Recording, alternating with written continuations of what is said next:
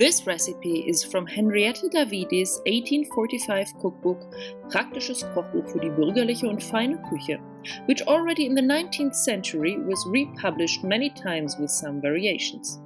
My edition is from 1882 and the recipe is very reminiscent of Königsberger Klopse, a classical German meatball dish in a white caper sauce. They are served with potatoes.